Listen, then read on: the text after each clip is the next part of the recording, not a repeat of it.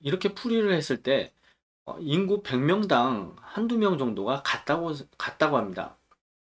이걸 정말 그렇다 치면 인생의 노년기까지 비슷하게라도 살아가져야 하는 것이 아닌가 싶은 생각이 드는데요. 안녕하세요. 자기통찰의 이통찰입니다. 오늘은 영화 한 편을 잠깐 소개해드리고 제 얘기를 좀 해볼까 하는데요.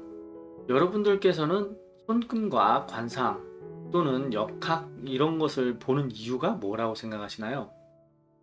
잘 살고 싶어서, 성공하고 싶어서, 돈 많이 벌고 싶어서, 또는 뭐 인생이 잘 안 풀리고 꼬이고 가정이 힘겹고 뭐 이러한 등등 이야기들이 많이 있겠죠. 하지만 잘 생각해 보시길 바랍니다. 그 이유는 자신의 성격, 성향, 행동, 습관 이러한 것들로 인해서 모든 것이 마찰이 빚어지는 자신에게 맞추려고 하는 그런 성향으로 인해서 생겨나는 것들인데요. 물론 행복해지려고 하다 보니까 거기에 맞추려고 노력을 많이 했겠죠. 그렇기 때문에 행복한 것이고, 불행하신 분들은 스스로가 불행하다고 생각하고 그렇게 행동을 했기 때문에 불행해진 것입니다. 이 점을 분명히 스스로의 내면에게 잘 물어봐야 한다는 사실이죠. 그러니까 그 자신의 내면을 잘 파악하기 힘들고 어렵다 보니까 여기서 필요한 것이 바로 손금과 관상이 되겠습니다. 손금과 관상을 들여다보시게 되면 자신의 내면을 쉽게 좀 파악하고 알 수가 있다는 것이죠. 그리고 제가 영화 한 편을 소개해 드린다고 했는데 그 영화는 바로 제목이 행복을 찾아서라는 영화입니다. 주인공은 웰 스미스가 나오는 영화인데요. 이 영화의 간단한 내용은 이렇습니다. 한 남자로서 가장으로서 굉장히 열심히 살아가는데 인생은 자꾸 곤두박질치고 꼬이기 시작합니다. 어, 그런데 나중에 결말은 자신이 어떠한 것에 집착을 하고 굉장히 갈구를 해서 노력을 하는 그러한 모습을 그린 영화인데요.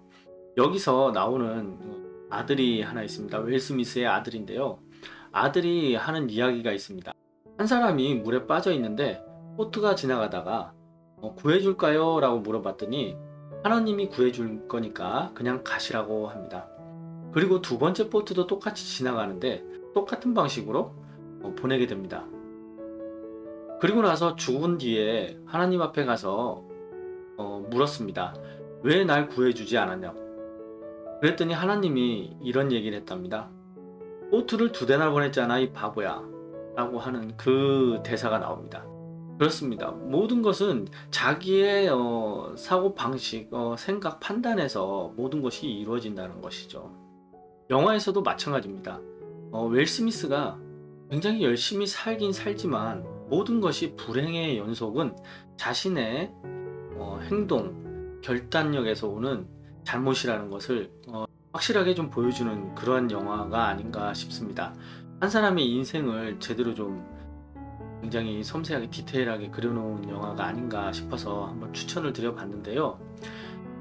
내 삶의 인생이 이렇게 꼬이고 힘들다 하시는 분들께서는 꼭 한 번쯤 챙겨봐 주셨으면 하는 제 바람에서 소개해드려 봤습니다. 제 유튜브를 보시게 되면 메인 화면에 채널 아트죠. 여기에 이런 문구가 써 있습니다. 행복할지 말지 결정은 내가 해. 그런 것 같습니다. 내가 아무리 돈이 없고 못 산다 한들 행복하다 생각하면 정말 인생이 행복한 것이고, 돈이 많고 부자다 한들 내가 불행해라고 생각하면 불행해지는 것이 아닌가 하는 생각이 듭니다. 여러분들께서 가장 신임을 하시는 것이 바로 사주팔자가 아닌가 싶은 생각이 드는데요. 이 사주팔자대로 살자면 정말 무모한 것이 아닌가 싶은 생각이 듭니다. 이 사주팔자는 태어난 해, 그리고 달, 날, 시 이거로 이렇게 풀이를 하게 되는데요.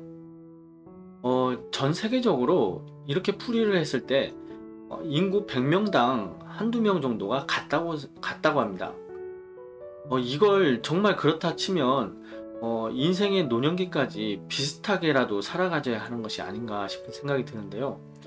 하나 예를 들자면 전 김영삼 대통령 같은 경우에 사주팔자 태어난 시까지 모든 것이 같은데 한 분은 대통령이고 한 분은 어느 한 그 건물 청소를 하시고 젊은 나이에 그냥 세상을 떠났다고 합니다. 완전히 극과 극이죠.